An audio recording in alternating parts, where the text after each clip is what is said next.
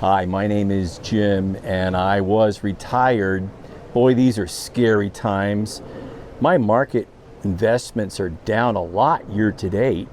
In fact, I'm lower now than I was in March 2020 when the world was shut down by COVID. And in fact, I have a lower portfolio value now than I did 5 years ago. So these are indeed scary times that demand you hold on for dear life. Stay tuned. Now, hold on for dear life, or HODL, is a term that crypto investors often use, and there's a lot of crypto investors right now that are HODL. But I'm using that just as an average DIY investor in retirement. I am not a crypto investor. So I'm just a DIY early retiree trying to hold on to an asset allocation close to 50% equity and 50% bonds. I shared a video earlier this year that explained my plan to move up to 60-40 as the market allows. Well, it's not allowing.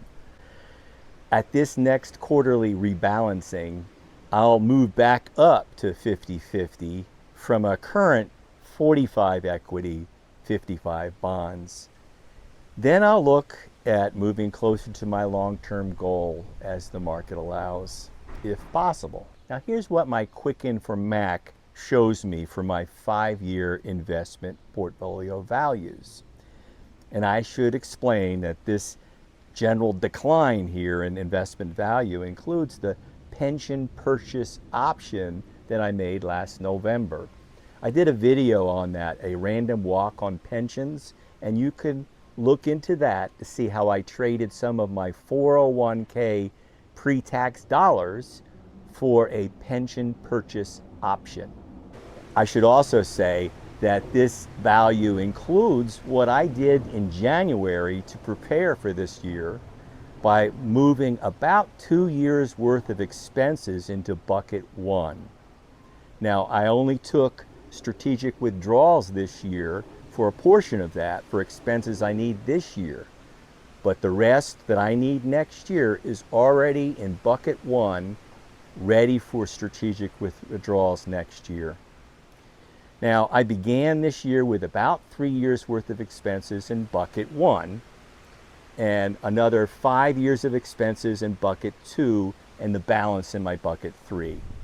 And because of the market fluctuations, I will need to increase what I have in bucket 1 and bucket 2 from bucket 3 at my half and my year-end rebalance. Now, my decline in investment portfolios also includes what I've been doing to move money into I-bonds.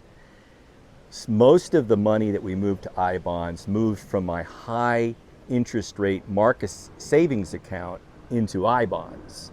But there was one CD in a brokerage account that we moved over to our Marcus accounts and used to buy additional I-bonds this year, plus a gift bond for each of us as well. So far, since December 2021, my wife and I have purchased $20,000 in 2021 and another $20,000 in 2022 bonds, plus two $5,000 gift bonds that we'll give to each other in 2023.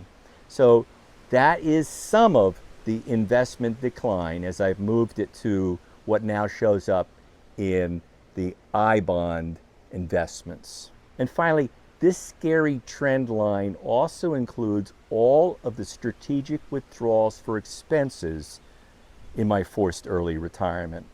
So when you factor in the expense withdrawals on my compound annual growth rate, or CAGR, on my portfolio by bucket spreadsheet, it currently reads through yesterday a 5.66 CAGR. It's still positive. It's down from about 7 last fall, but it's still positive. So hold on to dear life? Sure, I'll hold on to dear life because it has been a dear life in early retirement. I had enough money when I was forced into early retirement in late 2015 to begin a retirement on stable ground. I had the assets to retire. I've been managing those in my early retirement DIY without an advisor, so I save the 1% plus fees. And I just started my pension and I just started Medicare. I've had to manage income to keep it low to qualify for Affordable Care Act credits, and I'll need to continue to do that for about 3 more years for a single policy for Marie before she joins me on Medicare as well. But by retiring early and having the assets, we've been able to enjoy life. We were able to travel before COVID shut down everything, and we hope to get back to traveling again. Probably I'm going to control discretionary expenses, so no big trips this year, but I hope by next year we can. We don't have a mortgage, and we pay off credit cards at the end of each month. I did make an investment on a new upgrade to the air conditioning system that I did same as cash, 12 months. I'm going to pay that off before I have to start paying the credit on that. But that is my only debt near term that I'm managing right now in a free interest environment for the first 12 months. Now my pension and the pension purchase option give me a small pension that covers a portion of my necessary expenses each year, but not enough. I'll continue to make strategic retirement withdrawals until I get to Social Security at 70. By that time, Social Security plus the pension should cover nearly all the necessary expenses, and I'll be in a good shape.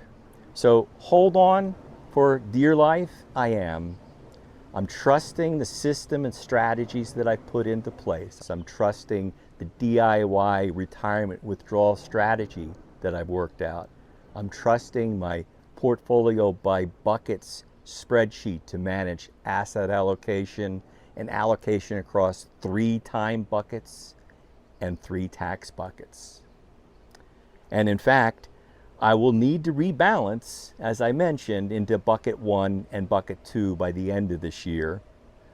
And I'm going to continue to pursue my decision to get out of the last 2 actively managed mutual funds, Wellesley Income and Wellington, and move into lower cost ETFs to replace those. That's managing the expenses of my investment.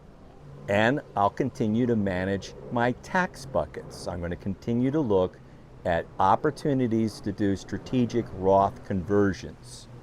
Right now, I'm actually weighing whether to convert about $5,000 from my IRA to a Roth IRA, or I might be able to move some of my 401k to my Roth 401k. What's left in the 401k after the pension purchase option is largely after-tax savings. Now, the earnings on that continue to grow and will be taxed as I move it. But it turns out that for every dollar that I move from the 401k to the Roth 401k, I'll only be taxed on 35 cents. So rather than a $5,000 income to fit into my tax brackets for a Roth conversion, I might be able to do about $15,000 moving from 401k to Roth 401k. That's something I'm going to pursue. Now keep in mind, Roth 401ks have required minimum distributions. Even though you don't pay a tax on it as you withdraw it, they'll require you to start making withdrawals at 72 from a Roth 401k. I already have it in my game plan to move that money, roll it over into my Roth IRA before that happens. So hold on for dear life. but continue to focus on what you can focus on. I'm going to manage my expenses and my personal inflation rate by shopping smartly. One of the things I do is I cut my own grass. I save on lawn services as well as a fitness club with the exercise that I get. And I'll continue to focus on investment expenses by driving down the net investment ratios of my investments, avoiding a financial advisor charging an added fee, and most importantly, we're going to continue to manage how we spend our time. I'll conclude with my standard warning. I am not a financial professional. I have no initials after my name. So take these as entertaining ideas from one educated consumer to another. Always do your own due diligence and seek out a professional if you need one. See you next week.